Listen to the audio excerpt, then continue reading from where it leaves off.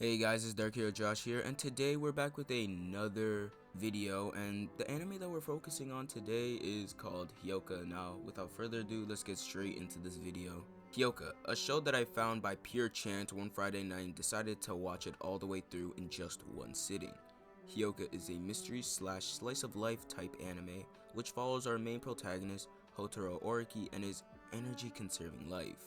Now, you're probably wondering what I mean when I say energy conserving. Well, what I mean is that our main character, Oriki, isn't the energetic type. To be honest, he's quite the opposite, and he's more like a sloth, which is also the sin that he represents out of the 7 deadly sins, which will make sense if you start watching it, but I'll just leave you with that. But anyways, Oriki strongly believes that things like studying, sports, and just in general, the normal things that a regular high school student would enjoy is nothing more than a waste of energy in a sense. Which ties into his most famous quote said in the anime, or in other words his motto that he goes by, saying that if I don't have to, I'm not going to, and if I have to, I'll do it as quickly as possible. He kind of uses this as a defensive mechanism to cover up his true nature, which would refer to as him being lazy. The reason why I love Oriki and his characters so much, and I'm pretty sure a lot of people also think this, is because of Oriki's laziness as well as his development through that laziness. As Oriki was watching Chitanda, Satoshi, and Mayaka talking, he wondered why he was so different from them, as if he was from a different world than them. The reason why I love that moment so much is because it's more like Oriki's realization and how his laziness might be putting his life in jeopardy. As Hyouka being one of the many animes I've watched during the lockdown, I've definitely had this sort of relation towards Oriki, not being motivated to do anything in particular and kind of having this doing as little as possible for as much reward type mentality. Of course, I grew out of thinking like that to a certain degree, but honestly I don't think it's bad being an Oriki once in a while. What I mean by that is that I think it's not bad to be lazy once in a while, as long as it's not so much to the point where it's hurting not only your social life but also your life in a whole. Now honestly, if I was Oriki, I wouldn't want to go to Kamiyama High, which by the way is a high school that he attends, considering the fact that for how small the school is, has a boatload of clubs, so it'd be very likely that the expectation for every student would be to at least join one club while attending that school.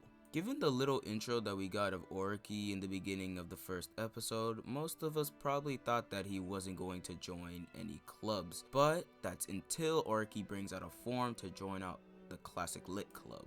By the way, the lit in Classic Lit stands for Classic Literature, but pretty much what the club was a old club that Kamiyama High happened to still have. We then find out that the reason that he joined the club wasn't by his own free will, of course, but a favor for his older sister Tomoe. While traveling, she happened to find out that her club is at threat of shutting down due to the lack of members, because Tomoe herself was a part of this club while she was at Kamiyama High, and it holds a lot of precious memories to her. She then asks Oriki to join it, so the school has no choice but to keep the club room open. Later that day, when Oriki decides to go check out the club room, he then sees a girl who's already there looking out of the window.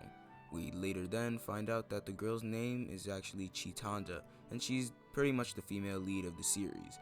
We later find out that the reason she joined the Classic Literature Club is due to family reasons that are explained in like the next 2 to 3 episodes, and they're accompanied by Satoshi Fukube, which I mentioned earlier on in the video, who is Oriki's childhood best friend, and Mayaka Ibra, who also went to the same middle school as Satoshi and Oriki.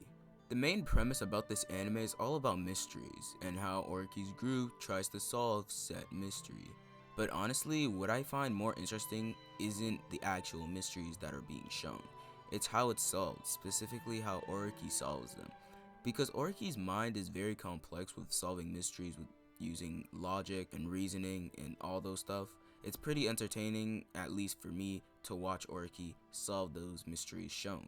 Another key thing that I love about Hyouka is the animation. For a slice of life type anime, the animation's absolutely amazing, especially for an anime that was made in 2012 or 2011.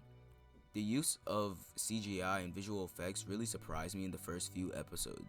You can definitely tell that Kyoto Animation, who are the animators that animated Hyouka, didn't cheap out on anything of the sort.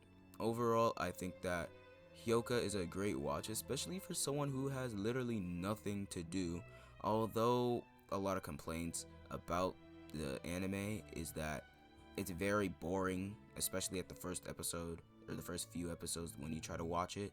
So personally, I think it's one of those animes where it's either you like it or you don't, and there's not really an in between. Now, as we made it to the end of the video, if you haven't already subscribed, leave a comment, and also comment down below if this video managed to make you start watching Hyouka. And if you've already watched Hyouka, then tell me your thoughts not only on the anime but also my video talking about it. But without further ado, all of you guys have a great day and see ya.